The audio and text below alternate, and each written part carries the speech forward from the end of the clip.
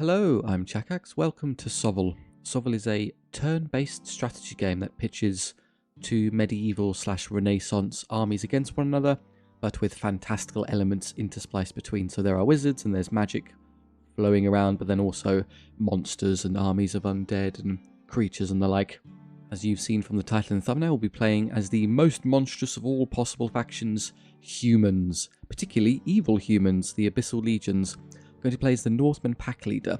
The Abyssal Legions are interesting in that they have a very varied playstyle. They can have super heavy infantry trudging up the field, or a bunch of demons to support and go and attack, but we're going to play with the low order infantry, the Northmen. So think northern barbarians or anyone north of Manchester, really. That's what we'll be playing as. Playing the highest difficulties, that's where a lot of the fun is. Now we're going to pick, of course, Northman units, so we'll take the horsemen as they're quite strong. And then those are obviously quite demon. The beasts will kind of be a secondary choice over the genuine demons, so we'll take a war mammoth as well.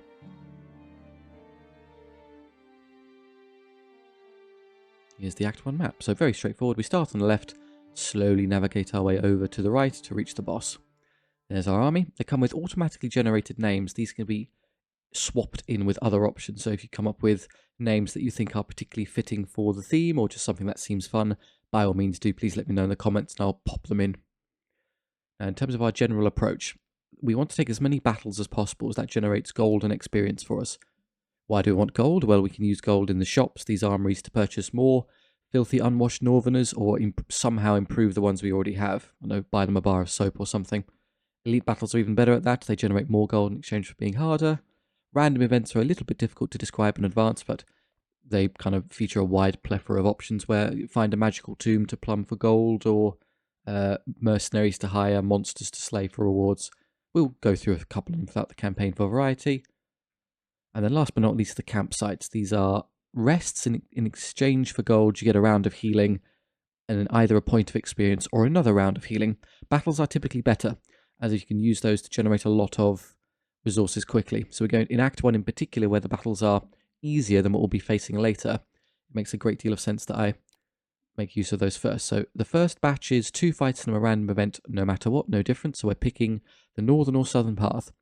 Southern path has fight, elite, fight, random event, fight, whereas this is random event, elite, fight, fight. So the exchange is one battle for one campsite. There's 1, 2, 3 there, as opposed to only 2 up there, and we get the shared elite. So I think we'll take the southern path, sadly. I know we're northern, but it is the better option on this occasion.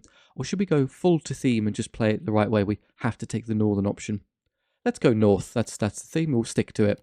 Not the min-maxy approach. If you want to play it that way, I would suggest going for as many cross swords as you can, but we'll go way up in the cold north.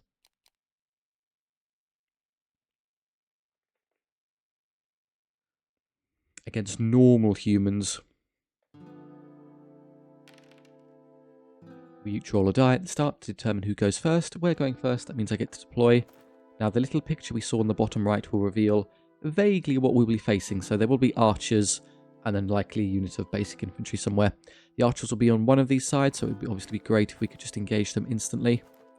We have fast units to do that, which is good. The war mammoth is not a slouch, and the light cavalry Northman horses are pretty quick as well. So I'll stick those on the side and then go smashing into their archers quickly. They're way back there, so we're going to have to slowly slog our way towards them.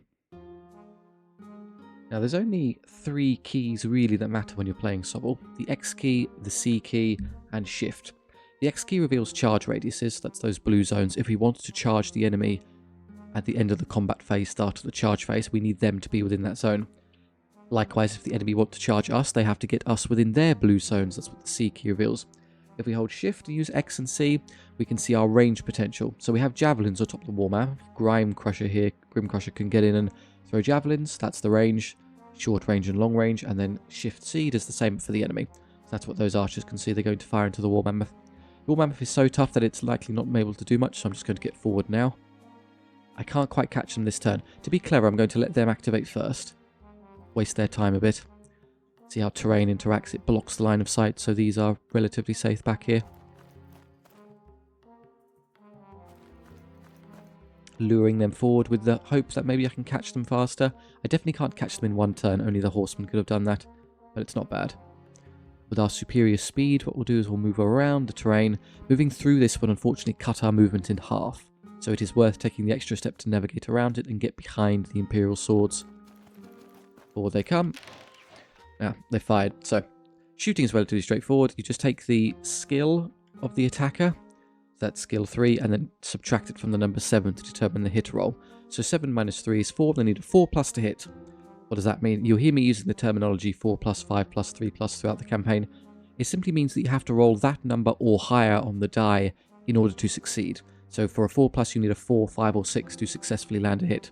They have to roll 5+, despite me saying 4+. Well, as you saw, all ranged attacks or the standard skill ones have a short range and a long range.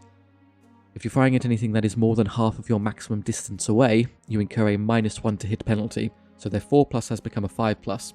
So that 4 is missed. They did rather well though. They hit 5 of 10 times with 10 shots. There are 10 archers, of course, so they get 10. The average would have been a third, so 3.333 hits. Now that they've hit us, we have to determine whether or not we take a wound. To do that, we compare power to defense.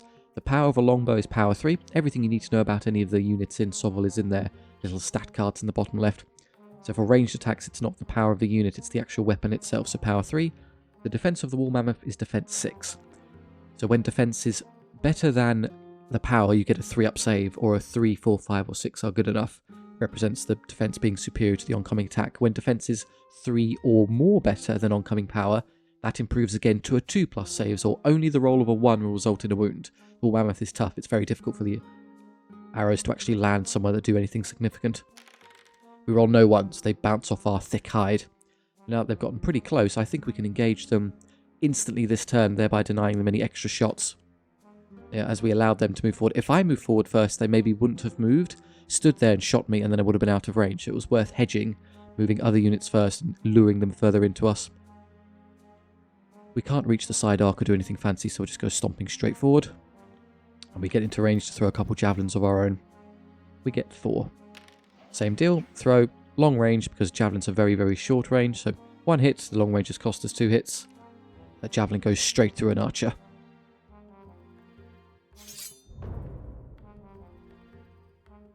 No combat, so we skip to the charge phase. Of course, we'll do this immediately. Go get him, Grim.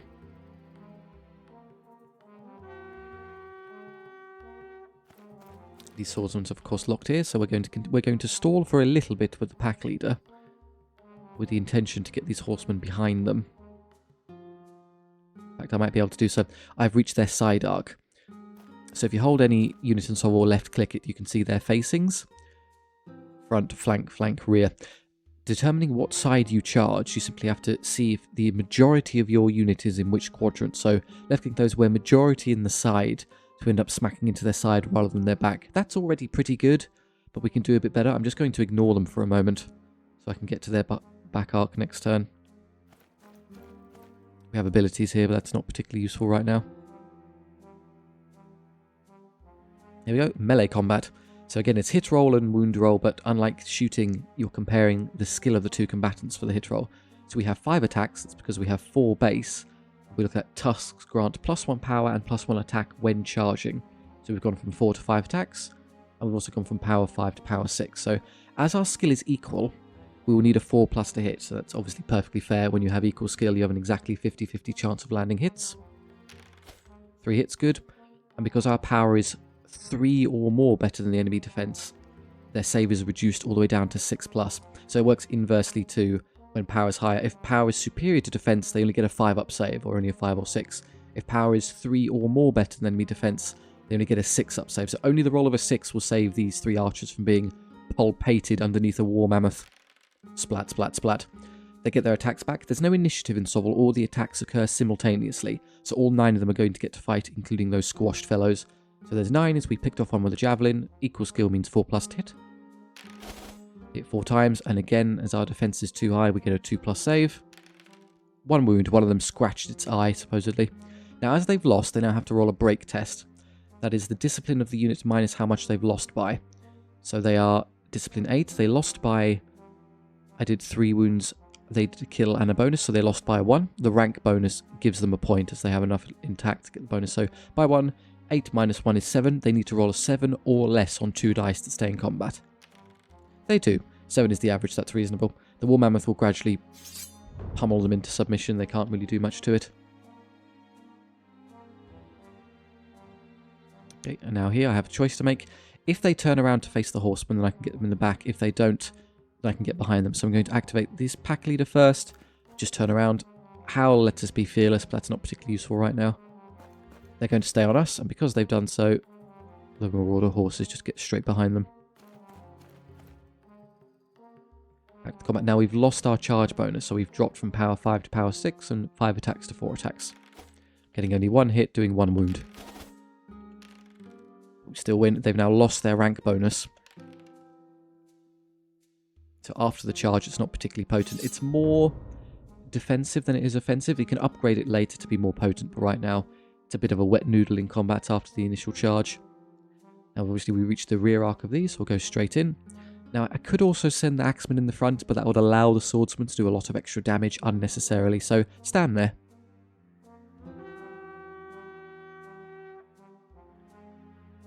Just in case these Swordsmen hold in combat, I'll get around to hit them. Now I can use Pack Tactics. Special ability of the Northmen Packleader. Target a friendly unit that is attacking an enemy unit in the flank or rear. Re-rolls failed attack rolls. Can't be used there, but can be used here.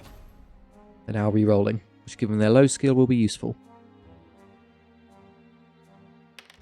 3 hits, that's more like it. There we go. I do take no damage, 2 pluses are good, and they run off the field as they failed their RAL test. Now, we have 10 attacks here, as the Northmen horses have 2 attacks each, so 2, 4, 6, 8, 10. Equal skill, so 4 plus, but we'll be allowed to re-roll because of Pack Tactics. Which means if we roll a 1, 2, or 3, we can roll those dice again to try and convert them into a success. 5 is actually 7, so we turn those 2 into wins. We're power 4 on the charge, they're defense 4, so it's 4 plus save. We get through a bunch of swordsmen, and they run. All enemy units defeated, off the field, or broken, victory is achieved. Receive a flat sum of gold for winning, some little info cards for just how rewards. There's no actual benefit to these, they're just fun. There you go, Grim splattered a few unfortunate archers. And a point of experience for everyone, and then passive regeneration. So the benefit to these single entity monsters is that they will always regenerate 1 wound at the end of each battle. So if you get past the battle having only taken 1 wound, you've effectively made it with 0 damage, as they'll always regenerate 1 for free. Then we have a choice between either healing or gold. So those that are max strength, of course, will just take the gold, and I'll patch in a few extra Northman axes, so they go up to full strength as well. Now, these infantry units, you can only fight in 2 ranks, so these at the back aren't helping. To get them into the battle, I can stretch the unit so I can get the maximum number of attacks like this.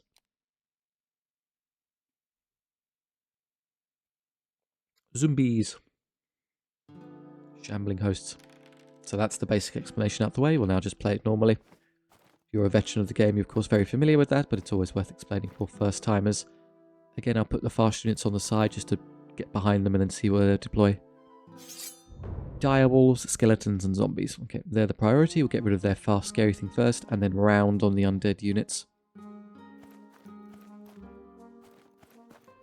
Can I outposition these? Yes, fairly easily.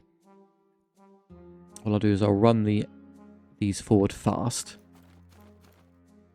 as that will hopefully distract those, and then I'll get the axemen. So if we have a look at their arc, it's blue on white, so it's a bit difficult to see, but we just have to get past this in order to deny them the charge. So because of our light cavalry speed, we should be able to slot in between their positions there. There we go. So they can't see us, they can't see us, and then I twist a bit, and I can see them. So I'm going to flank this direwolf unit and break it immediately. The skeletons are after our pack leader, and the zombies are after the war mammoth. Charge into the flank, we can break them immediately.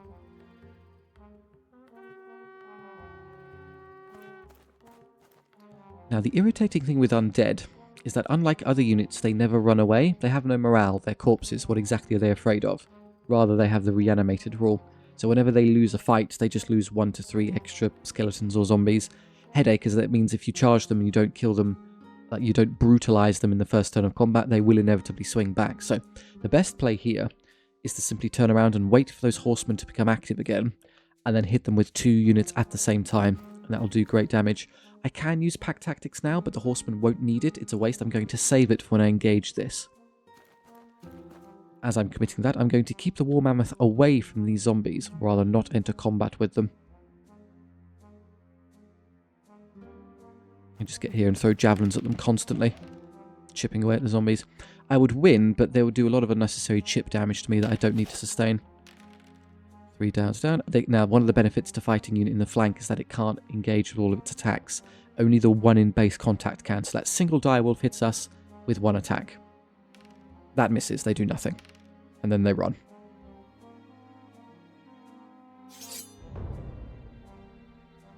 Now we can collapse on these skeleton warriors. I have to go first. Realistically, if they turn to face any one of us, I can probably get behind them. But that means I'm not going to be able to set up my desired flank charge. Do you think I could escape with the War Mammoth if I ran all the way up there? Is that far enough away to be out of the zombies' reach? It's worth a try, as it would be useful to catch these out.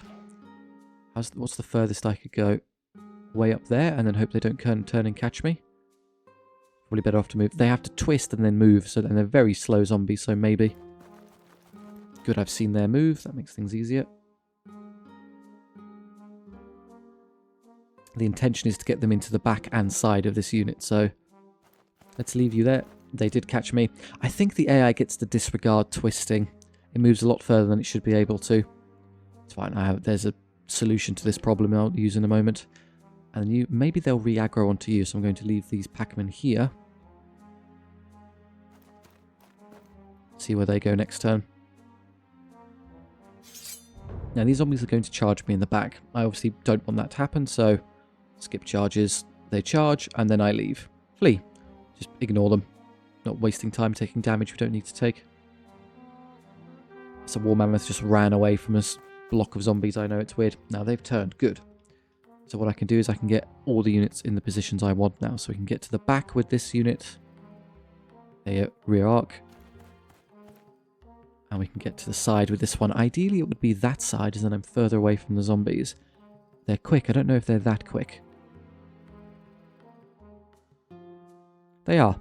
So I'm obviously well within their arc, but that's not going to matter. I'll show you why momentarily. So they've charged, but one of the benefits to charging unit in the rear or flank is that it counts as an intercept charge, meaning all of the enemy charges get cancelled. They are stuck in place. They've been outpositioned. So as they're stuck, there's nothing stopping me from going into the side as well. Perfect engagement on the skeleton warriors. Now, who wants pack tactics?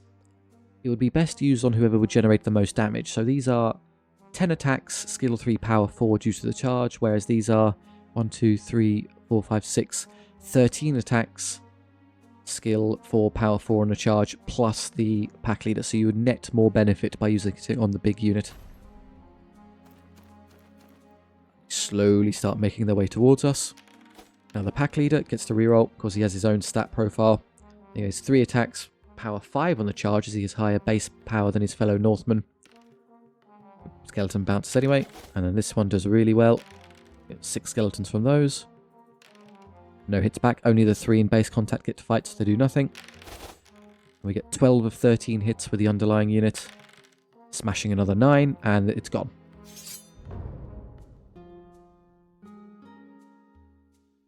Now the enemy morale is collapsing, so they don't individually have morale, but apparently the army as a whole does. All you have to do at this point is they're running away. I don't need to engage those zombies and take losses. If you ignore them for a while, they'll passively lose 10% each turn until they give up. I'm just going to stay away from them and hit end turn a few times. I could engage this, probably get behind them and do a bit of extra damage, but there's no reward for doing so. 23% becomes 13%. I believe once they drop to 10 or less, they switch to routing this turn. Run.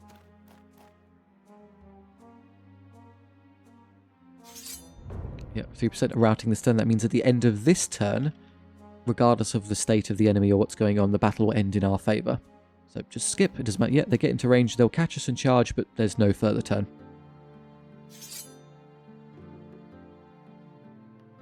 SOVL heavily rewards you for not taking unnecessary damage, as then you can take more gold. Oh, he's a coward. Grim Crusher, it's not cowardice, it's tactics. We take no damage, which means I can spam the gold button.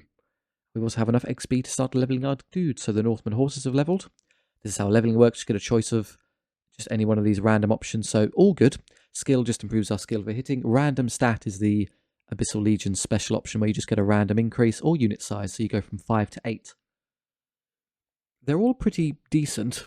Unit size is probably just the generalist best option. You have more bodies, more attacks, more durability, and you will want to be much larger than unit size 5 for the end of the game later, so the faster you do that, the better. Skill is perhaps the least interesting. Stat is random. There are some that are exceptionally good and some that are just miserable. So if we get the skill, it's fine, it's the same. Extra power is okay. Defense on these isn't great, and then these two are exceptional. Going from 2 attacks to 3 attacks is amazing for the damage output. Going from 2 wounds to 3 wounds is amazing for their durability. 3 wound horsemen.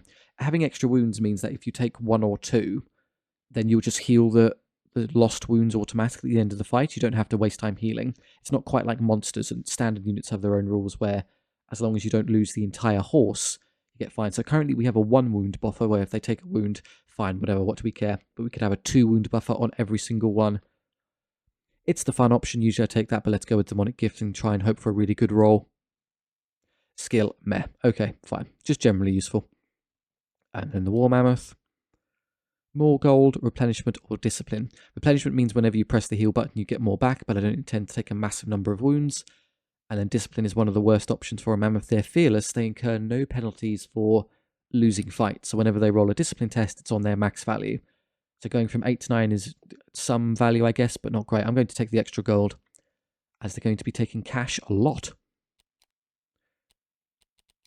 The earlier you do that, the more you net over the course of the campaign. So again, rewarded for doing so early on. 302 for the random event, and then the shop. Ah, Forgotten Tomb. Interesting. So you plumb the depths with your troops in Gambit to try and acquire gold and magic items. I'm not risking the War Mammoth. If it dies, it loses all 8 wounds, so it's miserable, and they're obviously quite precious. I'm going to send in quite a few Northmen axes to see what's going on. I could just send in the whole team and then not really use this in combat. I'll just have to spend some time healing it. You get a lot of gold out of it, so it is worth it. Just send them all in. You will risk losing some, though. I lose half the unit in exchange for 67 gold. I need to commit maybe even more to get the magic item. But with that 67 gold, I can buy more things. Now, of these, we're sticking to our Northman theme. The chariot is a bit too elite. That's an abyssal unit. It's too strong. It's cheap. That's why it's cheap. The devil spawn are demons, so no, so we'll take the hounds. And then some upgrades. The horses can get javelins, so they get their own ranged attack. Or we can buy hand weapons and heavy armor. So currently they have a hand weapon and shield, the axes. So they have what? Defense 3 or 4 with the shield? The defense 4 hand weapon and shield, and they get +1 power on the charge. If I buy the heavy armor, they go up to defense 5. They lose a point of movement. So what I can do is I could theoretically buy both of those. They get +1 attack. They lose the hand weapon and shield, so they lose the defense. They drop to defense 3. But then I give them the heavy armor, so they're back up to defense 4. The extra attack is worth considerably more than 1 point of power on the charge, so it's an upgrade, and then I can improve their speed back to normal later. Yeah, let's do that. Let's give them increases. I like the Axeman unit being quite useful. Buy a great weapon or more attacks for the pack leader. I think I'll go with more attacks. We just go all in on the sheer numbers. They're like, was it the Game of Thrones rule? Wildlings like to carry 2 weapons, so do Northmen. And 138, let's give the expanded Howdah for the War Mammoth, so it gets more shots. And then Banners of Valor aren't amazing. They're just reroll discipline tests. Typically don't pick them up. I think the Javelins would be good. And then a Banner of Swiftness is generally useful. Just more speed on the horses. Command is the discipline one. That's bad. I'm going to ignore that. And there's also no use in taking extra weapons. It won't help you. There's our new army. We have some extra dogs. You are going to have to patch them up quite quickly, though. But they are now human blenders that can do quite a bit of damage. Mercenaries. Do we want a block of Saurian warriors? Not particularly. It's not very useful. Or Northern, rather.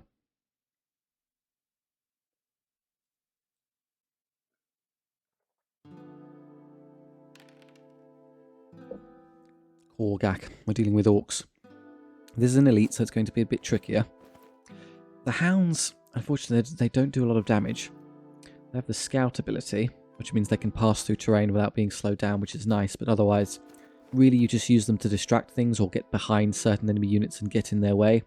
Otherwise, they don't contribute a huge amount of damage. So, horsemen on the side, try and get behind something, and then you to distract. You can try going around that side to engage what's there, and then you take the middle.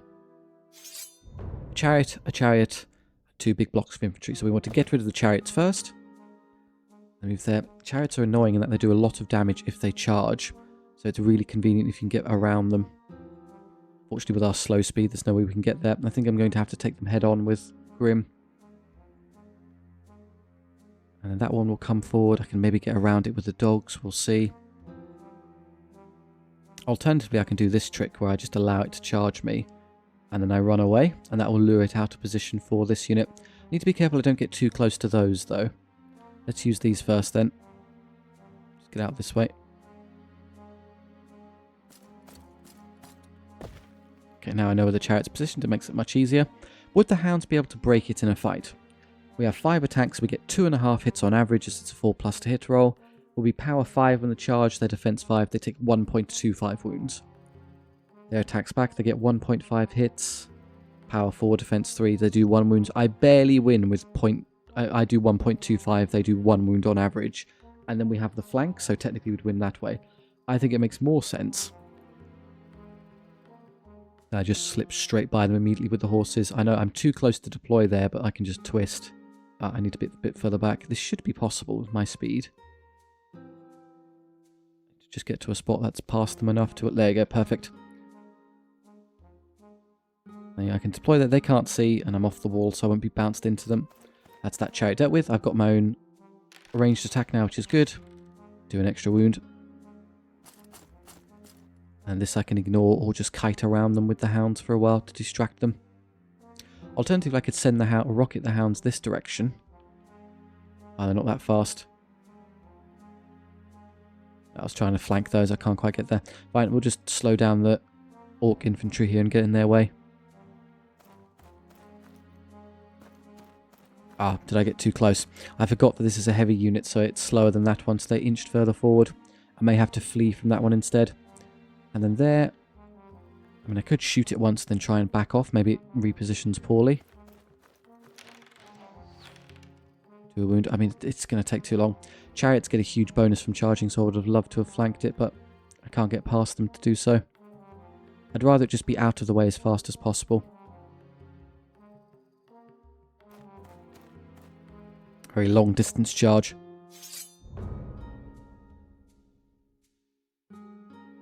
This first, we'll flank you. Wait, oh, I was afraid of that. I was a little bit too close to terrain, so I was bounced off the wall, which then put me into their vision. I thought I had enough separation, but no, the game... SOVL didn't think so. I needed a little bit more space there, so I got pushed into their radius, which means they can see me to countercharge. That's a headache. Well, at least these have been lured out of position. We should win, but it's going to hurt. We'll take wounds that we didn't need to take. Do not rally our hounds, they'll keep running. And they're after you, so if you can't kill that, you're going to be in a spot of bother. Let's try and get around this infantry unit. We are slower than we were before, but still fast enough. Who wants to be made fearless? I guess they need to be made fearless. It's not going to matter too much there in case I run. You're obviously already... So they've charged. Now, chariots are what? Base strength 4. They get 1 bonus for the hand weapon, so 5. And then crushing charge plus 2 power plus 2 attacks for charging. An even more potent version of our tusks, which is 1-1. So they go from power 4 to power 7, and from 4 attacks to... Sorry, 3 attacks to 5 attacks. A massive damage increase. In fact, the power is so high it gets over our defense 6. The mammoth only gets a 5-up save. Yep, didn't save any. And our attacks back. Anyway, we still win. Just hurts a bit. And there. That's not a very good hit roll. 3 wounds. I think the chariots, even with the bonus, they have a very low number of attacks, so they tend to struggle just to do raw damage. But then they run away. They're in a really annoying spot, though. They're going to charge me. I'm going to flee. I'm not willing to take that fight.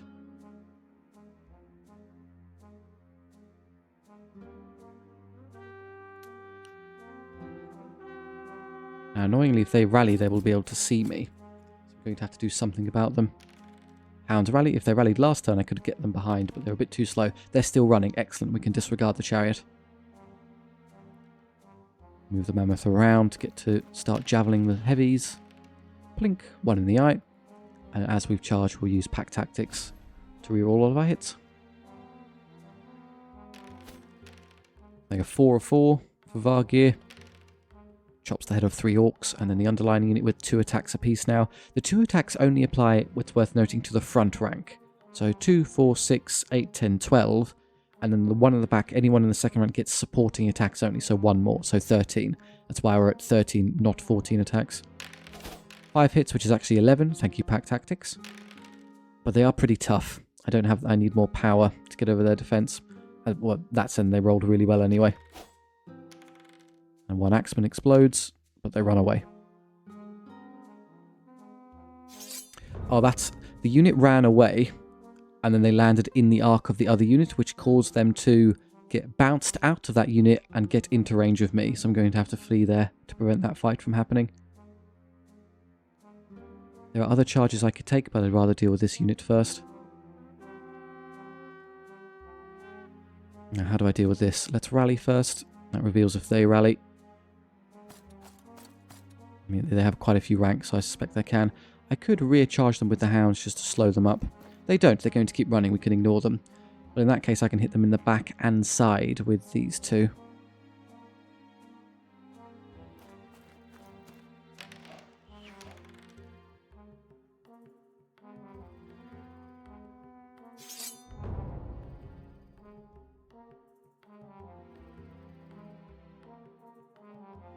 Dual engagement, and if they're still there, I can then put them into the side the turn after. They have Warcry. That's Korgak's abilities increase the power of all of his army, which is really just a few attacks into the War Mammoth. Oh, this is... I didn't realise this is an infinite use. I thought it was 1 use only. I can keep doing it. Okay, we'll just use it on the Mammoth. Oh wait, but it says I have... It momentarily went from 5 wounds to 8 wounds in the bottom left. But no, all I've done is I've applied the rerolls. They've rallied, so I need this to go away quickly, otherwise they'll come attack me behind. Now, the character always gets to fight sideways, so despite not being on the side arc, it gets to hit us, which is annoying. But I get a 3-up save. I take 2 wounds, ouch. I reroll, the reroll doesn't help at all. He gets 2. And then the 3 in contact. That one is technically in contact as it's on the side there, so that's 3. I don't save that one either. We win, and they hold. Okay. It's going to be a headache when they reach us. I'll do then. I'll charge this, hopefully break them this turn, and then that will allow the War Mammoth to flee to escape their arc. Who benefits the most from this? Probably the standard guys, given their sheer number of attacks. And if this is gone, I can run away. Another failed... Wow, that War Mammoth hasn't rolled a save yet. Lots of damage from those. They break, and as they're surrounded, they have a unit on 2 sides. They don't get to run away. They crumble. There's no way for them to run, despite, it looks like there's an angle there, but there isn't. They just capitulate. We're going to flee the Mammoth, as why take any more damage? We've taken a load. It'd be nice if you passed any tests. And again, the enemy morale has given up at this point, so we're just going to leave and ignore them. We could defeat that unit if we wanted by surrounding it later, but I see no reason to bother.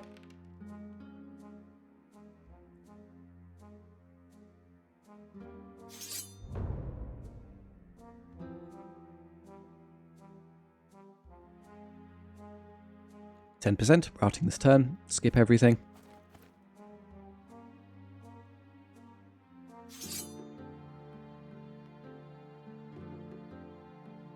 A little bit of damage. Start healing the Mammoth now. Okay. Pack leader levels. Discipline is terrible on these, as I think they use they use the character's discipline, which helps, but typically if you're in a position where you're having to roll discipline, something's gone wrong. You want to be winning fights, not losing them. So one of those 2. Skill is a generally useful ability, but I think the stat is the more fun one. Wounds on characters is less useful than the underlying unit. That's because they don't factor in their wounds until the entirety of the unit they're nestled in is dead. The exception is duels, where you encounter an enemy lord, in which case the 2 of them will engage in single combat. Then your individual stat line actually matters, but that's a fairly niche applicability. The other ones are good, though. You could just get the skill. More powers, that's what he lacks. More defense, that's probably the worst. I don't know. I don't think it increases discipline. I haven't seen it in a long time, So you might be able to ignore it. But yeah, we really want... I mean, attacks would be wonderful. Defense, It's rather And then the unit, their stat, more unit size or gold. Stats, that's probably good if you want a massive unit of marauders just to do damage. But I can keep them to get their front rank at least alive, so they do most of their damage outputs. That's the same. I'll go grab that later. Let's get the stat now. Oh, the 3 attacks infantry. That's really good. And healing. You're a bit bunged up. You're good. You're obviously not going to get away with 2 wounds. There you go, 5 wounds. And then do I want the extra horse or do I want more gold? 4 or 5 is probably viable. And I'll wait until I take an extra wound and then heal back the missing one. More orcs are good. Just fight the fungus men over and over again. Easier than last time though, as this is a standard engagement, not an elite battle. Not trying to take so much damage. Now you get through wood, so I may as well use you to pop through quickly. And you just take the side, go fight what's over there, and you do some flanking. It's a chariot, and then some basic infantry blocks, but 1 less chariot, no elite, no huge unit of brutes. I can definitely get around those later. And you can kind of distract them for a moment, then get behind them later on. So stand there and javelin them. Plink. I want to wait for that chariot to move ideally so I can get around it. Just go with other things. You're going to get behind that one, so just rush to about there. Far enough away that, well, if I use them as a benchmark, they're a bit slower, so that's not a fair benchmark. So about there, I think we can be confident they won't reach me if I'm there, and then get around later on.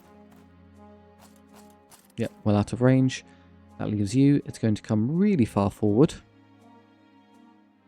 The best move probably is just to use the hounds as a distraction, let it charge the hounds, flee them, and then get around the chariot. Okay, it's just ignored me entirely. And it's perfectly positioned to be out of their range, so I can't even hit it. Okay. We'll just ignore you for a bit then. Move to there. Go engage those later.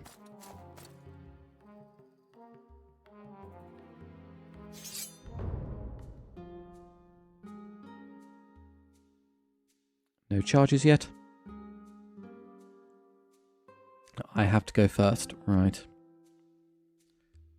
The enemy always move their units in the same move order, so they'll move that, then that, then that, then that, I think, if I recall. So if I do you first, they'll just move forward and then you can get around them. Let's use you. It means I can't move the mammoth very far, though, as if I kind of reposition too far, they'll end up moving further this way, which is not what I want. I want the easy avenue in. I'll just get into a spot where I can engage those relatively quickly. Good, that's what we thought would happen. Now, I'd love to go get directly behind them now, but as they activate next, they'll catch me if I move first, so I need to delay by using one of these. This is going to turn into a mess, as they can both reach me. If I use this first, just put it in front and then run away. I need to do it in such a way where they can't both charge me. I achieve that by making sure they're both in the same arc in my front. Like so. So that only one of them can possibly declare the charge. Oh, it was you first. No, that's a headache. So you're liable to be charged by this. They may come all the way around to engage you. And there's not a huge amount I can do about that. I can easily defeat those in combat, so shall we just accept that battle head on? And then flee you away. The issue, I don't get the benefit though. If I flee that away, and then they go chasing in, I'll fight that next turn, kill it, and then the chariot will turn around and hit me in the rear arc, which is awful. But if I do this, it runs the risk of the chariot ignoring the hounds and just coming and killing me.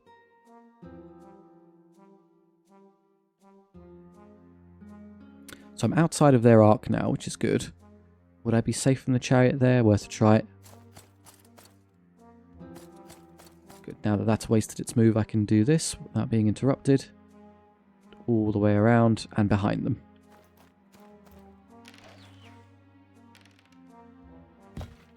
They stay there, good. Only one of them can charge that unit, so we're just going to withdraw it and get them out of position. Deal with a big block. You're charging, that's fine, let's flee.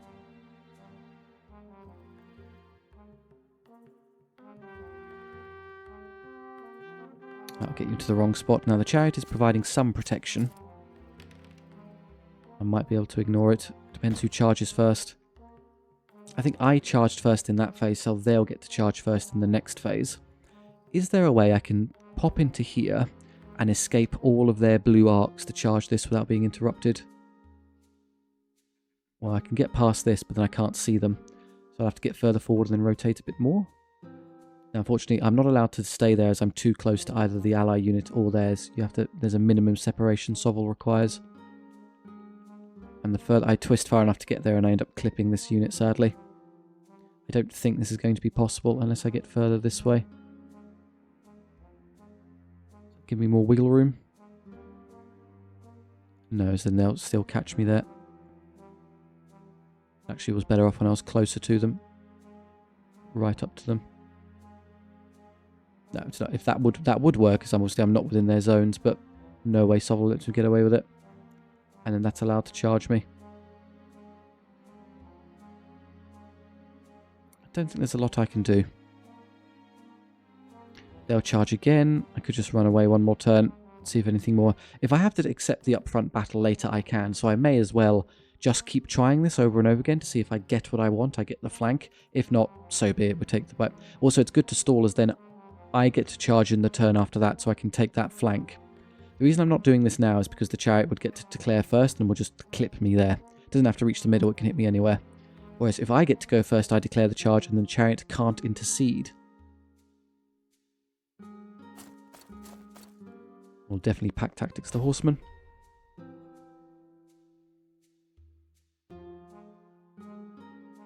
And then you are free. They should break, hopefully, so I just kite around the heavy unit for a bit, while gradually shifting over this way to go help this side.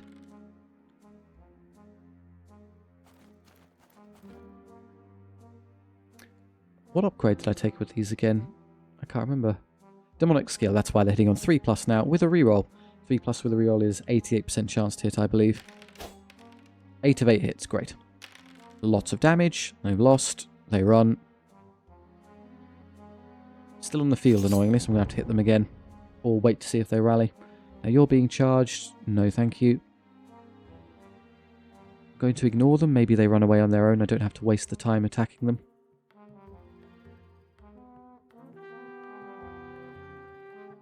So same deal. I can kind of get behind you. Who are they? Well, let's just wait here, as I don't know which way these two are going to go.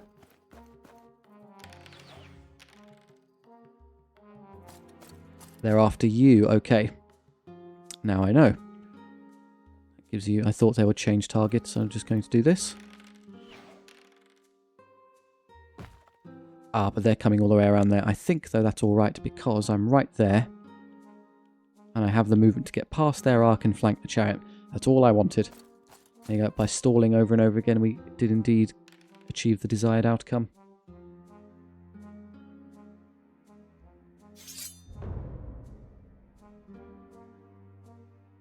Flank everything. None of you get... Now, order is important. You're only allowed to intercept or flank or rear charge once. They did that to stop an infinite loop that would occur, where if you had 3 units engaging, you would do flank and intercept, flank and intercept, flank and intercept to get the unholy triangle going on. So I have to pin that one in place first so it doesn't charge me in the flank. Then they go, then I pin this one in place, which means you're free to do this. If I started with that one, it would be a mistake. Now they're going to come try and fight us. This unit will be gone. There is no way they hold up to that many attacks and they run away anyway. So pack tactics is better used than one of these two. Who needs more help? You hit on 3s. You only hit on 4s. You could get a really bad roll. I think this is the best bet. It says wounds 8 now, but if I hover, it'll say when I go to the combat, it'll say wounds 5. 1 wound from the leader. Lots of attacks. It's actually alive on a wound, frustratingly. But can't roll a 1 or less on 2 dice to stay in combat. There we go. All the hit. Okay, well the reroll was apparently pointless. We just hit everything. And they rolled a miraculous morale test, so they get to stay. And they also rolled a great morale test. Wonderful. Thanks, SOVL. Now I take a bunch of damage I needn't have taken. And you have to run away. He's just going to get charged over and over again. So they survived incorrectly with mathematical averages. They didn't run. They didn't run. And they rally, but not me. About as annoying as that turn could have possibly gone. Okay, now at least we're free. we're probably going to lose this one gradually. Light cavalry can't stand up to an infantry block in a battle. Don't charge, I need you free to save me from this unit. Skip. I'm going to have to keep running away from them as I can't turn around. I need the mammoth to stop this.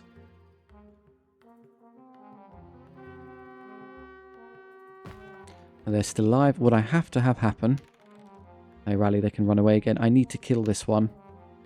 They're still running, it's a stroke of luck. Hopefully your javelins can pick it off. Once it's then dead, I can get behind those and stop them from constantly attacking me. Let's get all the way up there to get into short range. Need 1 wound. 2 hits, not great. Oh, got it, thank you. Good. And then you'll run away one more time, and I can get around you. Oh, they're doing good hits, though. Yeah, but eventually I'm going to get a bad roll and get crushed.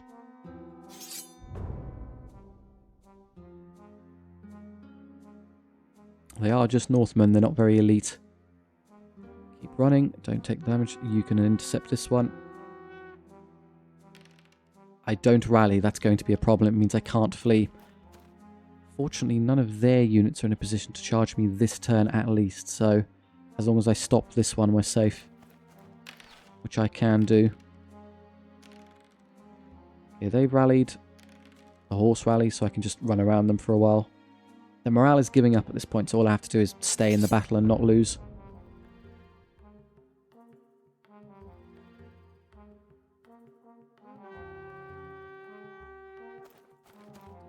Don't know where they're going. I do rally this time, good. And they're trying to catch the horse, but we're far too quick, so we'll just ignore them. Around, have a little dance. Throw your 1 javelin. No pack tactics as we were too busy running away, and because I didn't have pack tactics, I did no damage, so they end up holding. You didn't flee last. If you passed the rally test, I would have been able to buff it and solve that problem. My phase. No, I think I'd like to save this. Try and end that fight slightly faster by charging into them. And they're going to turn. They are pretty slow though, so can I just ignore them and run this way? Get away from them? Yes. The terrain blocks line of sight, so you can see into it but not beyond it. That's why they can't catch us. I roll a single one. Okay, I'll regenerate 1 wound for free, so nothing really lost yet. Although I would have liked the wound as I'm not at max capacity currently. They're routing, so it ends this turn anyway. I can't actually help anyone. Just do that. Yeah, them being behind us won't matter. This is purely a test of how many extra wounds the mammoth takes.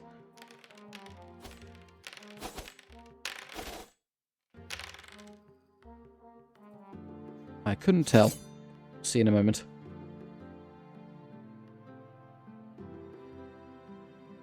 They ran off the field. Yep, that's what they're designed to do. Oh, I did take more at the end there. But I'll heal it again. The hound's leveled now. Size, stat, or skill. I mean, really, if they could go up to 2 attacks or 2 wounds, they'd actually be usable. Hounds used to be all 2 attacks. They were actually quite good. They were very fragile, but they were a kind of ICBM fire and forget unit where you just run them into something, do a bunch of damage and break them. Nowadays, they do almost nothing. They just run around and they're a distraction piece and that's it. So if I can give them 2 attacks back, that might actually make them usable again. Nope, skill. And you need heal gold. That's not good enough. 4 again. Do I want the extra axes or just more cash? That's probably good enough and I can full heal it next time if I take another 2 damage.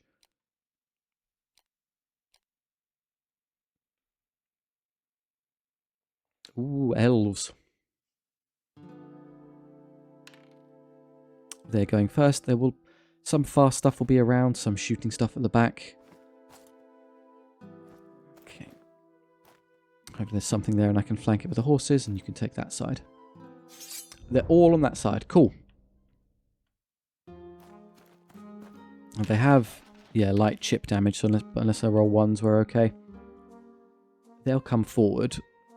They'll also come forward. Are they so fast they'll reach me in a single turn?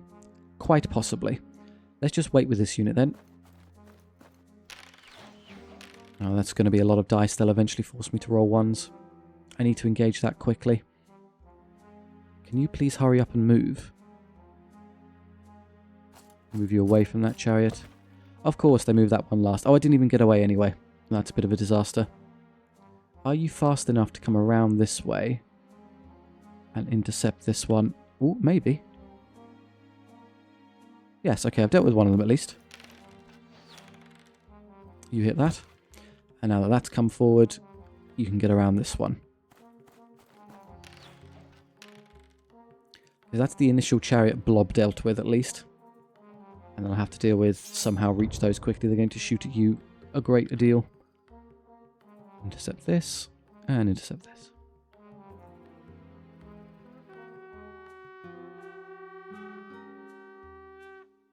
Denying chariots the charge is wonderful. They do almost nothing without it.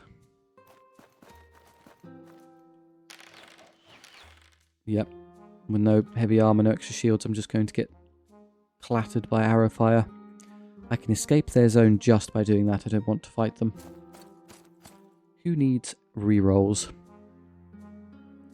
The War Mammoth or those? That's only got 3 wounds left. I think you need it for consistency. It has a low number of attacks of high quality, so if I can land them more efficiently, it's better. Okay, not a single save from the hound, so they're almost dead already.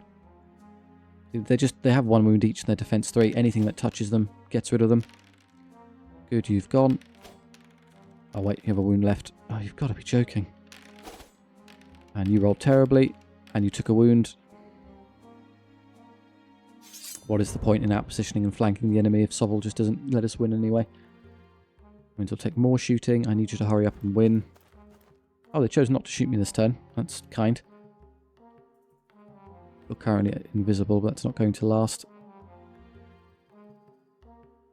Angle this correctly. I can probably get past them. Yes, I can. Fearless for you. No, I'll save it. You should be fine. You can't shoot into an ongoing combat, so they're not going to fire at us. Oh, the dogs are still there, of course. You just run around. Now it's dead. But not for doing another wound. They've actually moved into my arc, though, which is convenient. That one's gone as well. Nice.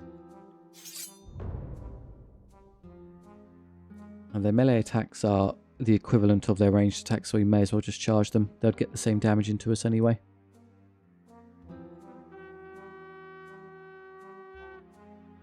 We have to start repositioning for this. Let's get around quickly. Now they remembered they have bows. Ow, ow. Could I charge them and keep them out of their arc if I do this? Not quite, sadly. No, it's never going to work.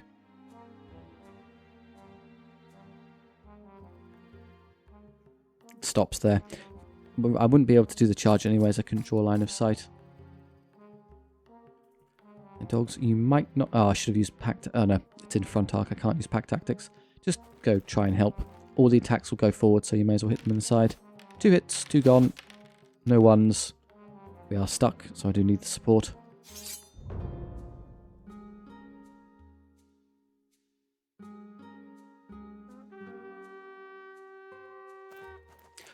They don't shoot. Now, ordinarily, what I would do is place this unit here as bait, flee, and then get the when they get stuck and go nowhere, get the horsemen behind or around them. The problem is they have an active ability, like crossbows. SOVL, currently, when a unit breaks, or rather, it tries to charge a unit that successfully fled from it, it then can't activate in that phase. It's used its movement. It's failed to charge.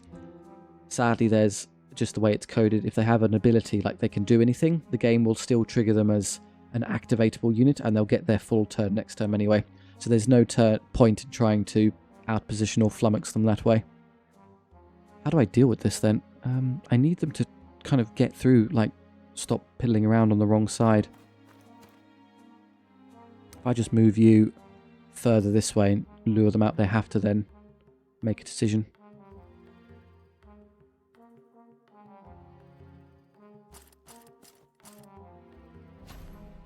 Two dogs form a pack, supposedly. No ones. Oh, we roll a 1. And that allowed us to do some damage. Nice.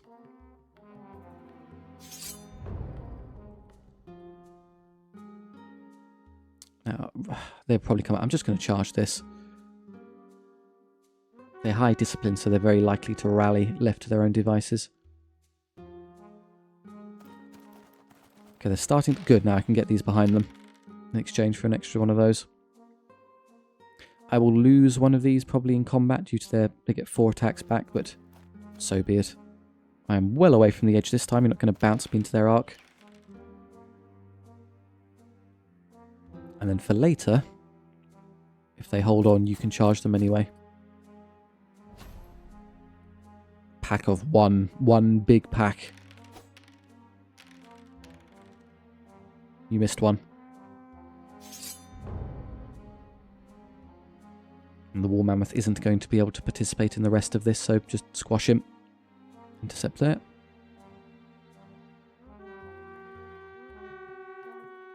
They have equal skill, so they get 2 hits on average, power 3, defense 4.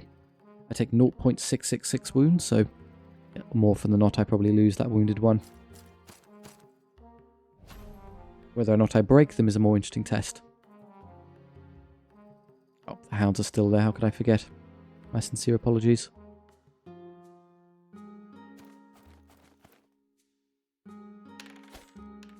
Got him. Yeah, it's exactly mathematically average. 4 plus re-rolling is a 75% hit chance, so 6 of 8 is ideal. And then it's a 4-up save, so they should get 3 wounds through. Perfect, oh, there you go. An exactly average roll. They get their average hit roll, and then I have a 3-up save, I take 1 wound. Oh, I know, I did slightly better than average on my side. Counteracted by the best possible discipline test. Well, I'm definitely losing the injured one now. But I can definitely break them.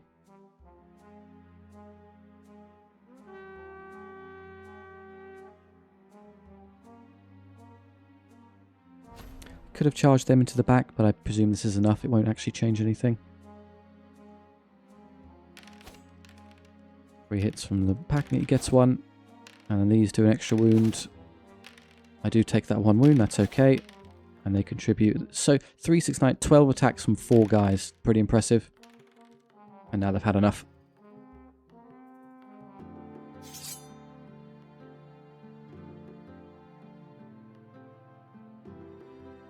Deadly and Flanker. Now at this point, I believe the next thing that happens is there's a campsite. Well, there's a heal, like at the shop or whatever it is, a campsite, and then the boss. So at the camp, we'll get a round of healing for free, just automatically. So, and then we have a choice between either experience or another round of healing. So we have a choice to make. Do we want extra healing or XP? So you've already leveled. And we'll definitely go for the attack, because he's just generally useful. And then the Horseman, get unit size, perfect time for it. So with the Horseman, I'm going to spam healings. I can do 2 now, get 2 at the camp, and then take the XP and be at 7 of 8, which is pretty good. These will get 4 to 5 back automatically at the camp, so take the gold. Grim will get 2 to 3 back at the camp, so we'll be at 6 or 7 of 8. That's good enough, we can take the gold. And then this unit will go to 11 or 12 at the camp, and then I probably want the XP. I'll judge them being at better strength is probably worth more. Go to full strength and get leveled up. Here we go. I'm going to take the Axeman, of course. There's a Sorcerer there with Axeman, and it's actually cheaper than the base one, so that's fantastic. I have a Sorcerer, and they could take their upgrades as well. Is there anything better? I can take Fat... Ooh, that's good. That's a big increase for the Axeman. What they struggle with is power generation. They have attacks now, but they're very low power. So giving them the Banner of Fury, so they have more power on the charge, is excellent. And we improve you. You can also get some upgrades. Probably the offensive one first. That drops me to 33 gold, which is not enough to 2 gold off of buying their hand weapons. That would be really good for later. I think I would prefer he be more viable. It's just going to carry in and I upgrade the other ones below at a later time. Although upgrading this now means they get their extra banners, that this is less clogged. These will always appear in the shop until you buy them. And then after you get rid of them, then you get the fancy banners in the queue. So you have to get rid of those if you want those later. 2 gold off, what a tragedy. 50 and then 33 is enough to do nothing good. I think I'm better off just buying those and just saving the rest. No, him. Do those. And that unit becomes genuinely scary. Banners of Valor are reroll tests, and conserve the gold for later. Everyone gets a round of healing, so we go to basically full strength, which then allows me to take XP on everyone. Which is a level for the pack leader. Yeah, wounds, income, or discipline. We'll just take none of those are particularly tempting. We'll take coin counter. Pinching pennies, the Northerners call it. And then his unit gets the unit size. I will use it. Sadly, I can't make use of it for this battle as it came slightly too late. But then after this battle, I'll be able to increase their size. I have no means of actually improving my scale until after this fight. There's more horses. Horses can stretch to a maximum of 6 across, which is worth it, as of course they only get 2 attacks in the front rank and 1 supporting, so they get more attacks like this. You're good as you are. What do you come with? Shadow Bolt and Fireball. So there you go. She's going to be throwing a bunch of ranged-based spells at the enemy. My primary damage dealer, who I can actually charge and hit things now somewhat competently. Distraction Hounds, and basically a big sledgehammer in woolly mammoth form. I'm going to rename you. I don't have a name. It's what I always called woolly mammoths as a kid. They're woolies. Hello, Woolly. You can, of course, slot in your own names later on. Yes, we're facing elves again, so there's fairly annoying, quite elite. Want to try and get around them. If you're just there to distract things as well as you on the side, that then may allow you to reach something juicier. So if there's something comes towards you, I flank and kill them. Yeah, chariot, perfect. You'll rush in and then get hit. I do need to deal their backline quickly though, and there's no real easy way to do so. Those bolt throwers are just going to be hitting me over and over again and I can't stop them. If you want to do me a favour and run all the way this way, with the intention of getting him to do that, perfect. Which makes this very easy. There we go. And you can get in cover. Bolt throwers do double damage to multi-wound targets, so they're very vicious into my mammoth and Northmen axis, so if I can avoid them, the better. I may as well throw a javelin shot there while I have the chance. And then make sure I'm knotted within its arc and can reach this, yes. They have light cavalry. Well, if the mammoth was there, that would be great, but not quite. As things stand, I don't think they quite have the speed with this unit. Yeah, I can't get there to flank them, so I have to take them head on. Would I win? They go up to power 4, which means they get a 3-up save instead of a 2-up save, which is a shame. Slight positional error there. Using SOVL is a bit weird. Ordinarily, you would put the fast units on the side, as you think, well, surely you would rather have the flankers on the side like a usual army formation, but no. As they put their fast things on the side, they then move forward towards your slow things on the corners. You then have your mobile units centralized, and they can counter-engage and hit sideways, pushing them off the field. So I did that on that side, but I thought it was a bit excessive. The mammoth isn't quite fast enough, but that would have been ideal positioning. I think I just have to charge them. It also allows me to use their own unit as cover from the annoying bolt throwers, so I don't get bolt throwered. And just accept this battle for what it is. So their bolt throwers are going into standard infantry. They're not getting their full value. You can throw a fireball into those would be good. Reducing their numbers so Woolly takes less damage is ideal. To run up there and actually hit them though.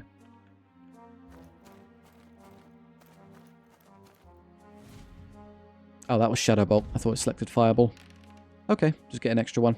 Shadow Bolt is the more consistent of the two, and Fireball swinging. Fireball is d6 power 5, so you roll a die, and you'll get 1 to 6, and that's the number of hits you get. So you could get only 1, you could get 6, and then it's power 5 against defense 3, so you could theoretically do 6 damage and pick off 3 of them, or nothing. Shadow Bolt is more consistent. It's a guaranteed 3 hits, but then at a lower power of 3. Both are okay. Yeah, by all means, keep bolt throwing the basic ones. They'll now come forward. What I'm hoping is you can kill that quickly and then get to their stuff at the back so you can start getting through them. Also, this will happen. I'll pick this one off easily. Use the hounds to distract this unit, and then you can get to the back line and deal with that bolt thrower.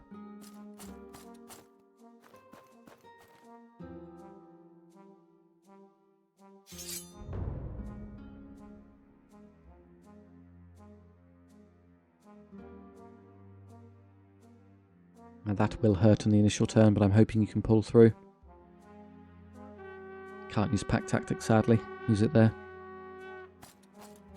Oh, they're going this way. Interesting. Why? That means the enemy's given up at shooting at this unit. Okay, well, I don't mind. They have a spell, yet Fiery Blades, so she gets +1 power. But I think it's both for her and the unit, so they'll be power 5. In this case, it's completely irrelevant, as they're going up to, well, I guess it slightly improves her roll, as she'll be power 6 now. But yeah, for the unit, they go from power 4 on a charge to power 5, and I still get a 3-up save, so of niche value. Yes, I know you're still shooting at me. Just into infantry, you can do that all you want, it doesn't change much. Well, as you're not targeting the hounds, I may as well get further up there. The hounds might be strong enough to engage a lone artillery piece, we'll see. You're also slower than they used to be, so it's going to be a while to get there. And you've allowed me to flank you. Well, I'm not going to turn you down.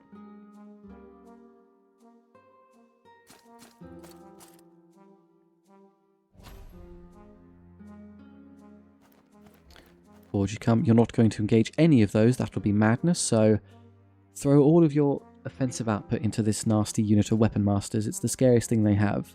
Spears are not intimidating, so let's try and get rid of you. They also have the Banner of Mist, so whatever I roll is -1. But still, cooking 2 weapon masters is more than worth it. And back away.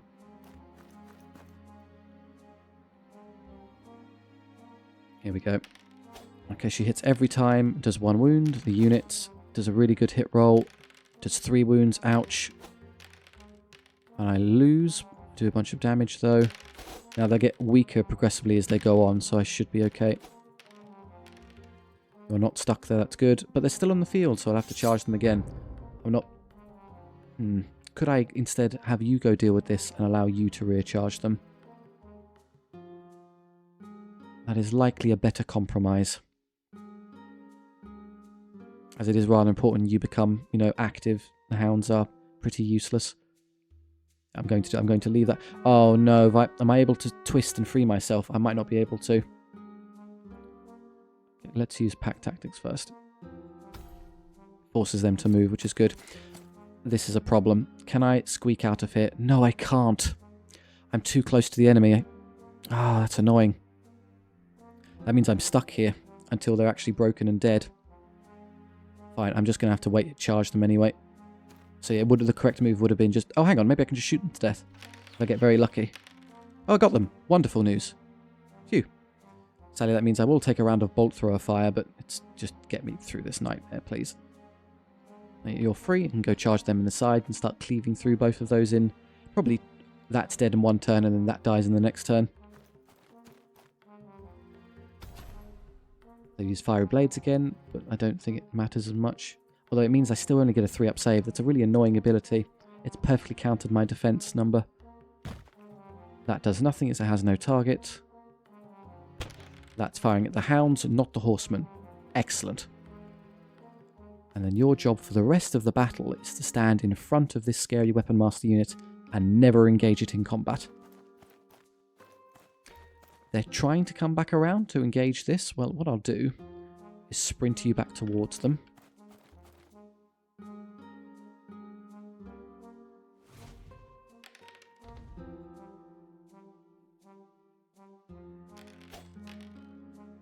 Her annoying rerolls kick in. They should have no more uses of Fiery Blades, and they are just light caps, so they run. All hits from him. I'm now power 5. It gets 2 of them. And then this unit is now up to power 4 on a charge, so it might actually inflict some damage. There we go. -2 or less to stay in combat. I would be rather impressed if you managed it.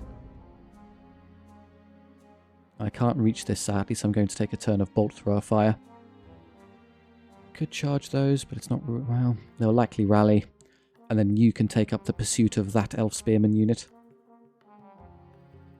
I mean, you're the faster one, so maybe you would be preferable. Nah, it's an overcommitment. Just deal with that for me.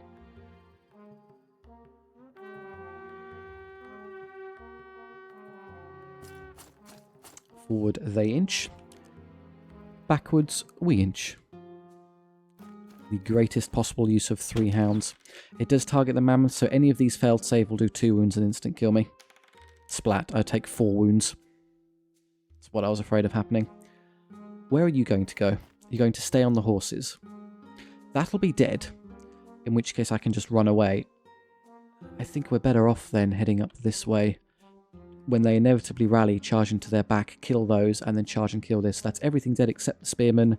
This will likely be gone, so then I can outposition those with these 2 units and ignore this one. Going to pack tactics here just to make absolutely sure we don't get stuck. Yeah, they do rally, I thought so. So we can deal with both of these. 9 hits. Dead.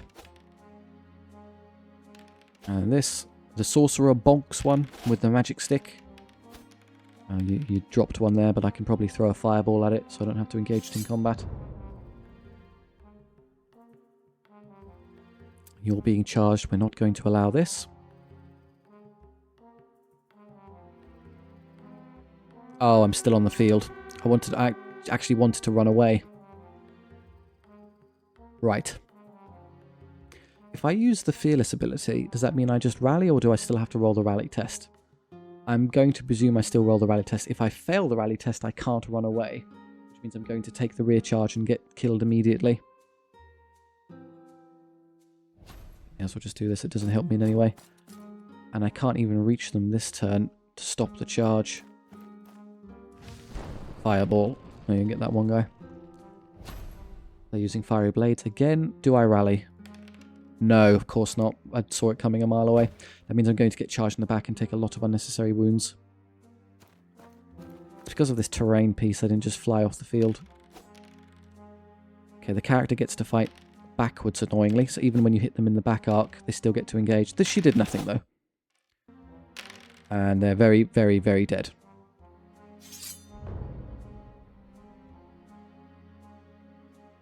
Yeah, I can't flee as we're still currently running, so we are stuck.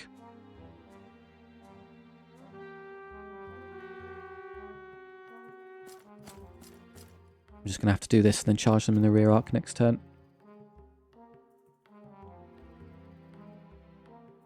Look at me, my hound unit. And who wants pack tactics? You. Get through that nice and fast. 3 wounds and then 17 attacks. Another 9 wounds. Yeah, 12 wounds. To a 5 wound artillery piece. How much damage do we take? I would... none. Okay, you've taken no damage. Best possible outcome now is you run. Leave combat. Yes, good. It's worryingly close to this unit, but still, that could have gone much, much worse. Charge those. And you're not running into there, of course.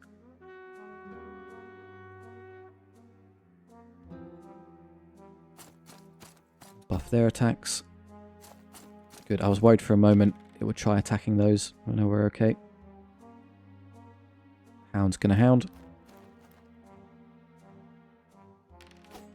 I have the rerolls. Wizard double bonk. 2 hits is actually 5, doing 2 more, and they run away. We might just be charging them over and over again. If I deplete this unit to nil, do you think that's low enough morale to get them to run?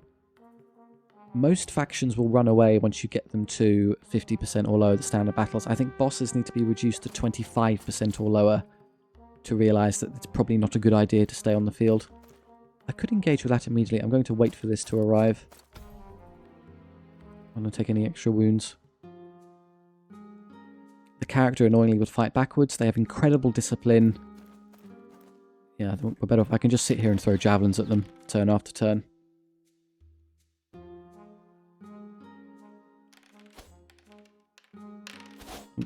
Wizard is an absolute unit, apparently. 32. I am going to have to engage this one to get the morale low enough to get out to this battle.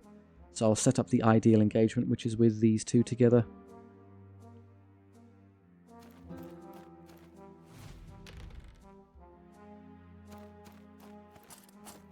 Okay, they've changed target. That's not an issue. Rally. Now, the ideal way to play this, if you wanted to be really cheeky, is you would just never fight. By throwing the javelins at them over and over again, you would eventually cause enough damage such that the morale would deplete to a low enough level to be what we needed. That might be a bit long, though. Depends how long it takes.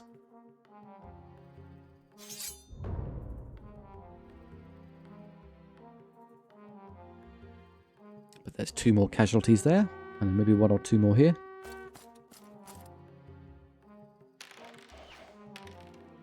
Or 3. Okay, that was pretty quick. Never mind, maybe this strategy will work. And the hope is to eventually get those there. So let's run around a bit. Whee!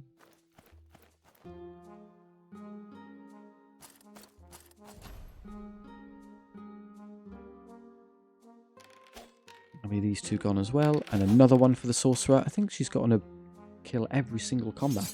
Yeah, 25% down. They'll start losing 10% each turn. So it's really next turn 15%, next turn 5%, and then they give up. Probably isn't worth engaging them.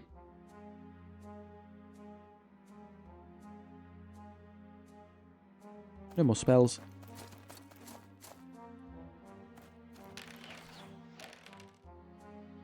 Yeah, just shoot them a few more times. If I could get the unit behind them, I suppose I would. Again, remember the character. The reason I'm not just charging them, despite how effective it would be, is that that annoying character gets to fight backwards. So he'd probably kill off that wounded horseman. Why lose the horseman unnecessarily? If Salvi wants to pick off one of those, I intend to heal them. 11%'s not quite good enough. And they've just left me enough wiggle room to escape.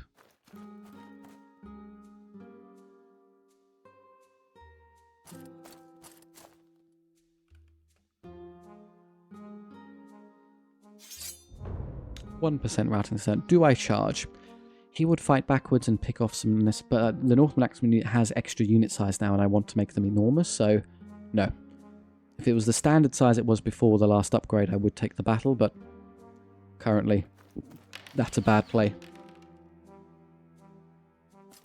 Yep, see, the Javelins would eventually just win this. You don't have to touch them.